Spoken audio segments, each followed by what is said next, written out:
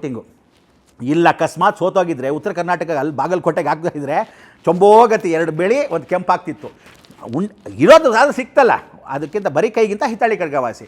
So ಇದೆಲ್ಲ ಯಾರು ಸಹಾಯ ಮಾಡಿದ್ರು? D K Shivakumar. ಆಮೇಲೆ ಪಕ್ಷವನ್ನು ಬೆಳೆಸಿದ್ದಾಗಲಿ ಇವರೆಲ್ಲ ನಿಯತ್ ಕೆಲವರು ಇಟ್ಕೋಬೇಕು. ರಾಜಕೀಯದಲ್ಲಿ ನಿಯತ್ತಿಲ್ಲ. ಆದರೆ ನಾವೊಂದು ಹೇಳೋದು, ವ್ಯಕ್ತಿ ಎಷ್ಟೇ ಆಗಲಿ, ಸಿದ್ದರಾಮಯ್ಯ ಡಿ ಕೆ ಶಿವಕುಮಾರ್ ಚೆನ್ನಾಗೂ ಇದ್ರೂ ಇಬ್ಬರು ಒಟ್ಟಿಗೆ ಪಕ್ಕದಲ್ಲಿ ಚೆನ್ನಾಗೇ ಇದ್ದಾರೆ. ಆಮೇಲೆ ಇಬ್ಬರು ಒಬ್ರಿಗೊಬ್ಬರು ದ್ವೇಷ ಮಾಡ್ತಾಯಿಲ್ಲ. ಪಕ್ಷಕ್ಕೋಸ್ಕರ ಇವನಿಗೋಸ್ಕರ ನಾನು ಎಸ್ ಅಂತ ಇದ್ದೀನಿ, ಕಾಂಗ್ರೆಸ್ ರಾಷ್ಟ್ರ ಕೂತ್ಕೊಂಡು ಅವನು ಎಸ್ ಅಂತ ಇಲ್ಲ ಅಂದರೆ ಇವರೇ ಕೂತ್ಕೊಳ್ಳಿ ಅಂತ ನಂದೆ. ನೋಡಿ, ತಪ್ಪೇನಿಲ್ಲ.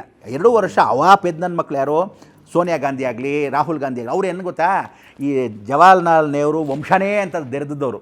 ಈ ಏನು ಅಂದರೆ ಡಿವೈಡ್ ಆ್ಯಂಡ್ ರೂಲ್. ಕ್ರಿಶ್ಚಿಯನ್ಸ್ ಹೆಂಗೆ ಅಂದರೆ in the name of the father and of the son and of the holy spirit, ಆಮೇಲೆ ಮೇಲೆ ಇವ್ರನ್ನ ಕರ್ಕೊಂಬನಿ, ಅಕ್ಕಪಕ್ಕದ ಮನೆ ಹಾಳು ಮಾಡಿ ನನ್ನೊಬ್ಬನ ಕಾಪಾಡಿ ಅಂತಿದೆ ಬುದ್ಧಿ ಅವ್ರದ್ದು.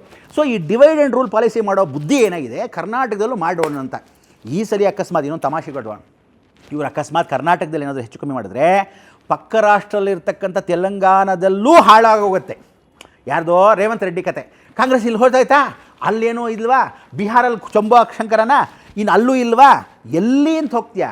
ನೆಕ್ಸ್ಟ್ ಬರೆದಿಟ್ಕೊ. ನಾನು ಆವತ್ತೇನು ಹೇಳಿದ್ದೀನಿ ಇವತ್ತು ಹೇಳ್ತೀನಿ, ಕಾಂಗ್ರೆಸ್ಸು ಇತ್ತಾ.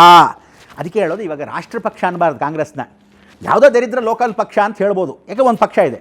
ನೀವು ಡಿ ಕೆ ಶಿವಕುಮಾರ್ನ ಅಕಸ್ಮಾತ್ ಬದುಕಿಸಿದ್ರೆ, ಮುಖ್ಯಮಂತ್ರಿ ಮಾಡಿದ್ರೆ, ನಿಮ್ಮ ಪಕ್ಷ ಇದೆ ಅಂತಾದರೂ ಗ್ಯಾರಂಟಿ ಒಂದು ಕಡೆ ಕೈ